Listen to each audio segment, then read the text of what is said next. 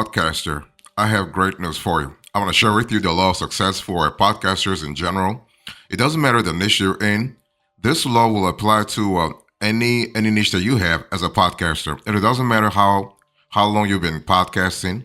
If you're a rookie or an experienced podcaster, you still want to really listen to this law of success. But before I get into the law of success, let me just give you an opening chapter here so we have a clear conversation about the concepts, about the motives, and about the goals you need to pursue, okay?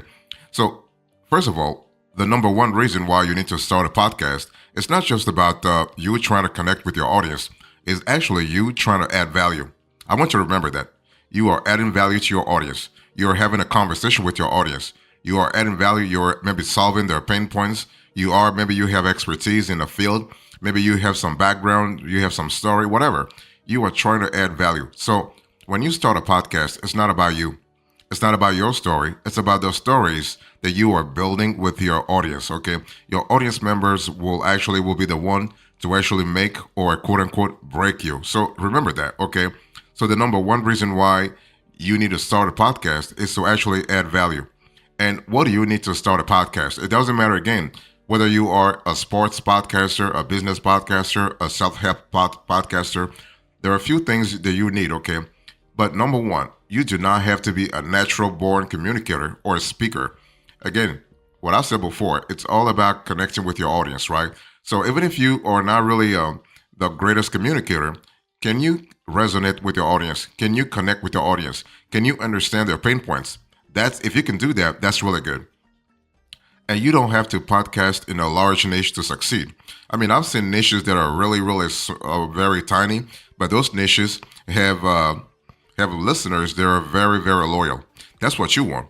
If as long as you're solving problems, as long as you're adding value to your audience, they will reward you big time. Okay, and you don't have to have a big following to get started.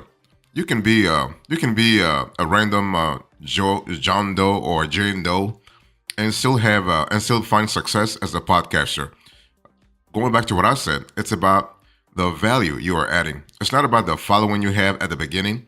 It's about the value you are really bringing to the market.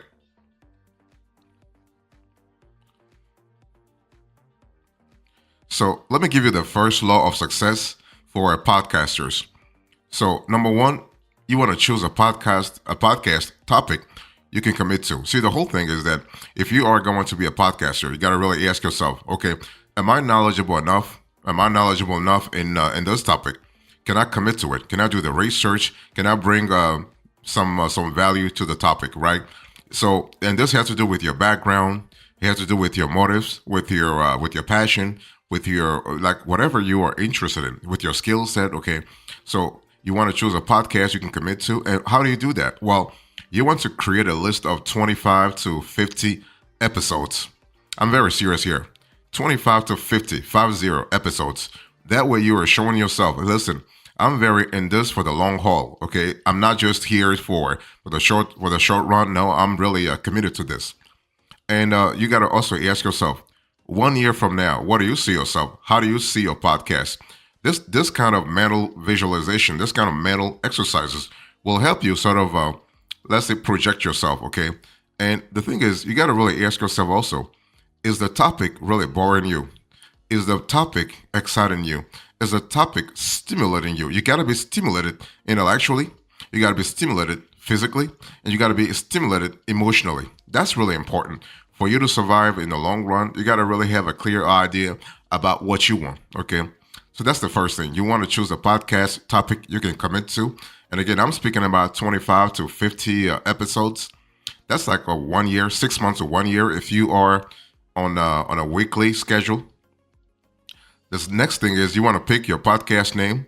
So your podcast name is going to be critical for you if you want to be successful as a podcaster, because the name is actually part of your branding, and your branding is kind of critical in this ever competitive field of podcasting in general. Podcasting is a field where you have millions of podcasts every single day globally. And research has shown that you have about 5 to 6 million active podcasts nowadays.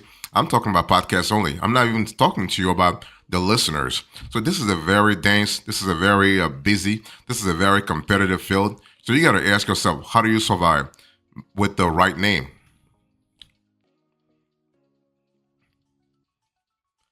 The third law of success for podcasters in general is to actually think about your podcast description. So your podcast description is not only part of, let's say, how you think about your podcast or how you want to present your podcast. It's also about your branding. It's also how you position yourself, how you differentiate yourself. Storytelling. Storytelling is really critical when it comes to podcasting. So you telling a story, and your audience is going to connect to that story. Your audience is going to really like or dislike that story. So podcasting is it's not just about the skill set that you have. It's how you convey that skill set into a message that resonates with your audience. Into a message that your audience can really find interesting. Okay, and that's why you got to be really clear as to how you are solving the pain points of your listeners. When I'm talking about pain points, I'm talking about understanding your listeners' psychographics at a deep level. Your listeners, let's say demographics, your listeners' geography, your listeners' intellect at a very deep level. What are their wants? What are their needs? What are their questions? What are their curiosities? What are their anxieties? What are their frustrations? I want you to really go through this intellectual journey, this intellectual itinerary, and understand really what's really causing your audience to tune into your podcast. This is a very important conversation you got to have. Okay, and you want to decide on your podcast format too. See, when it comes to a podcasting, you have all kinds of formats. You have an interview, the interview show or solo show. So you are on your own. You can think about group session. You can think about let's say multiple guests. You can think about one guest. So it's really up to you. Whatever can feel natural, can feel, let's just say, cohesive to your audience. I want you to really think about that. It's one of those things where if you are trying to really resonate with your audience, if you're trying to really create this symbiosis with your audience, you got to see what works for them. Maybe you want to start first as a solo podcaster, and then start inviting guests to sort of expand the reach of your podcast.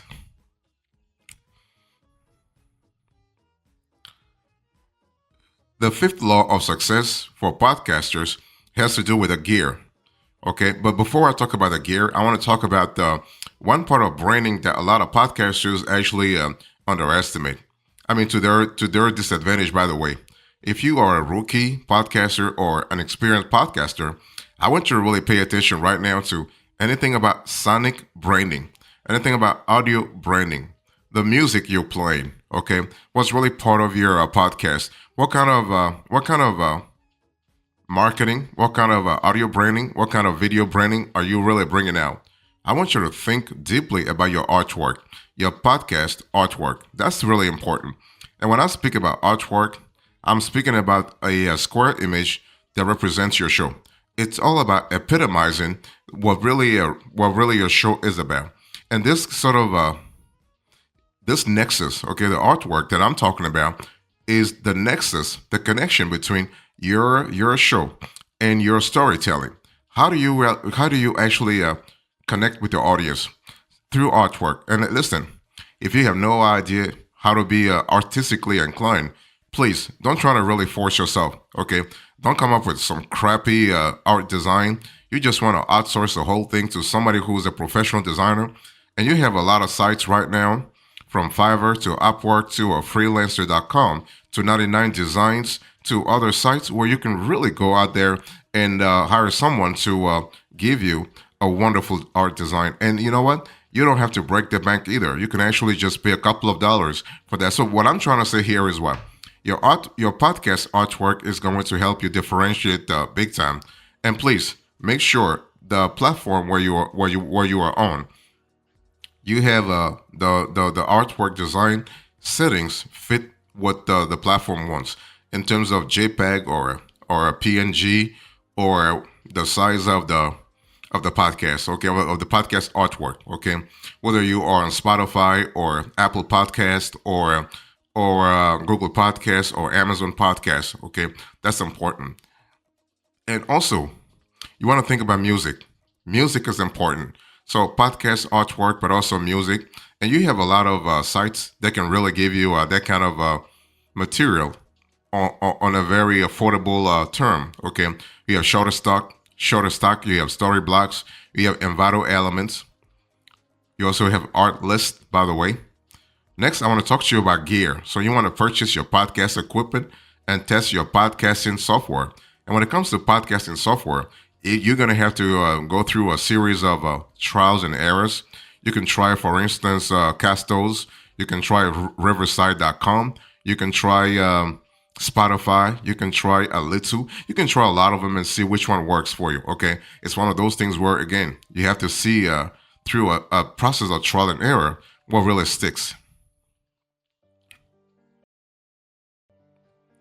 So the seventh law of success for podcasters in general has to do with the podcast hosting service. See, the whole thing is, I don't care how great your storytelling is. I don't care how wonderful your guests are. I don't care how impeccable your podcast is in general.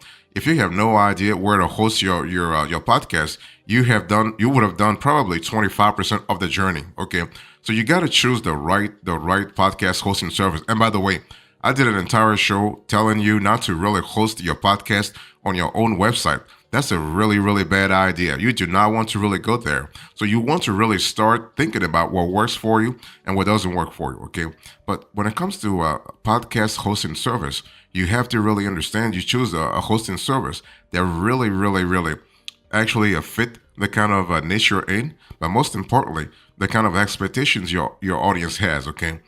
Make sure that if you are looking for a podcast hosting service, look at a platform that has an intuitive podcast hosting and hosting process and analytics, a sleek web player experience, a price that won't break the bank, and no messy add-ons or extra fees. If they start playing shenanigans with the price, you know this is not the right hosting platform to really go for this year. Okay, so that's important. So from podcast hosting service, you have again the same players that I just listed for you, from Alitu to Castos to Riverside to you have a lot of them. You have a lot of them. You have Spotify for podcasters. That's really important. And then another law of success for podcasters is to really record your podcast episodes. If you remember, I started this conversation by telling you to commit yourself for the long run, right? To actually commit for 25 to 50 podcast episodes and see what happened from there. So when I speak about recording a podcast episodes, of course, I'm speaking also about editing. Again, everything I'm telling you, you can outsource part of it, or you can do the editing yourself. Okay, you can say, you know what, I'm just gonna focus on recording the podcast, making sure that I bring to the market my knowledge, my skill set, but the rest, the back office work, the middle office, whatever, I'll just have somebody handle it. You have services, you have entire services that will take care of things for you that way, so you can focus on what you do best, and that's really important. Another law of success for podcasters in general has to do with let's say marketing, has to do with communication, promotion. Okay, you want to let the whole world know about your new podcast or your existing podcast. So if you want to be successful as a podcaster, don't underestimate the power of marketing, the power of promotion. And when it comes to promotion, I'm not really talking to you about spending a lot of cash. I mean, if you have cash, okay, no problem. If you have money, you can just run ads on Facebook, run ads on Google, run ads on YouTube, and what have you. Okay, but you don't have to do that. You don't have to do that. The other route is to really invest in SEO. You want to really polish your SEO.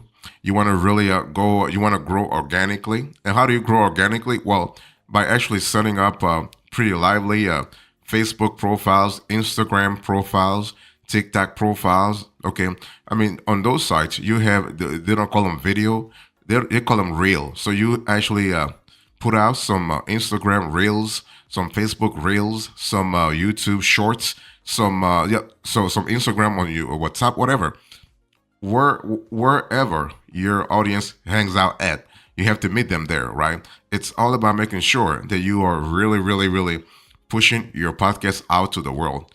I also want to really utilize your network. Okay, you want to ask your friends, family, community, audience, colleagues, anyone in your network to help support you and your show. Okay, and this is a constant reminder, telling them that, hey, listen, I'm here, I'm doing some work, I'm adding value to the community, and I want to have some support back. And you can also think about making money. Okay, you want to start thinking about making money podcasting. When it comes to making money podcasting, you have a lot of avenues for revenue, from affiliate marketing to advertising, to sponsorships, to branding, to merch. Okay, to membership sales, to subscriptions, and what have you. So you have a long list of avenues for revenue. But you got to think about that. If you want to have a sustainable, a scalable podcast, if you want to be a successful podcaster, you have to really think about the monetary aspect of things. Let me give you a few extras here. When it comes to the law of success for podcasters, you have to think about the core settings of your podcast. In other words, if you want your podcast to be, let's say, beautiful, to be just a great and excellent podcast, think about the quality, but also the quantity. In terms of quantity, I'm speaking here about duration. You do not want to have a long, very long podcast unless you are Joe Rogan. If you are Joe Rogan, you can afford to have a 3 hour podcast, and your audience will listen to the Joe Rogan experience. You're not Joe Rogan, okay? So basically, you have to build your way to his level, maybe. But when you start, you have to see what kind of format works for your audience. If your audience loves long interviews, 3 hours, 4 hours, deep interviews, no problem. You do that. But when you start with a 30 minutes podcast and see where the appetite is at, okay? And you want to ask your audience to give feedback, because you can't really improve if you don't have feedback. So it's all about receiving feedback. So your audience tells you, hey, listen, we love this podcast. It was 15 minutes, it was 20 minutes, or we would love to have 1 hour podcast, okay? And also the frequency. So when I speak about numbers, you got to think about when I speak about the quantity, the duration of your podcast, but also the frequency of release for your podcast. How often should you release your podcast? Once a week, once every 2 weeks, once a month, or twice a week? Whatever works for your audience. Whatever is fueling the appetite for your audience. Please think about that. Okay. And when I spoke a little earlier about gear, if you want to be a successful podcaster, remember that it's not just about the storytelling. It's not just about the quantity, whatever. It's also about the foundation of your podcast, the gear, the equipment. Okay, and to start your podcast or to maintain a successful podcast, at a minimum, you will need a computer, a good podcast microphone, podcast recording and editing software, podcast artwork, podcast hosting, call recording software, and a few things you might want but are not absolutely necessary: a podcast camera, noise canceling headphones, podcast music, a soundproof recording room, and also podcast music. And podcast, by the way, for podcast music, you can get it relative free. Also, there are actually platforms out there where you actually get relative free music. So that's something to really think about. So, as a closing chapter into this conversation, I gave you the law of success for podcasters. I gave you the opening chapter and the law of success itself, and now the extras. Thank you so much. God bless you. I will see you next time. But until then, remember, stay positive.